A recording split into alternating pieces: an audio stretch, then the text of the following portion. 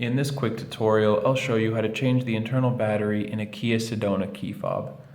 If you clicked on this video, you probably saw the device with 5 or 6 buttons on the front here. This one has 4. There are a couple ones that look exactly like this. They have the flipping key, but with different numbers of buttons. Don't worry, it's the same device, same process, just follow along.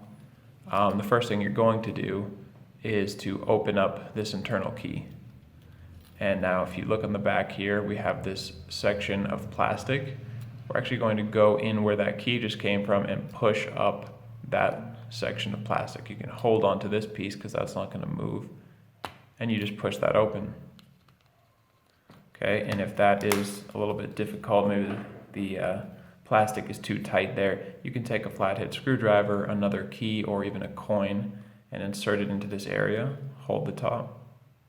Just gently pry it off like that. Now, here's the battery that you will need. It's a CR2032 battery. What we're going to do is use the same kind of a tool, and what we want to do is just get in between the battery and this plastic housing. So go ahead and coming in on the bottom side, just try to wiggle your tool in there gently to lift out this battery. And get a brand new CR2032 battery. Make sure this positive side is facing up, and you can just slide it into place and click it in. Super easy, and all we have to do now is just put this little piece back on, and we are all set, ready to go. I hope this video helped you guys out, and if it did, feel free to let us know in the comment section or go ahead and leave us a like.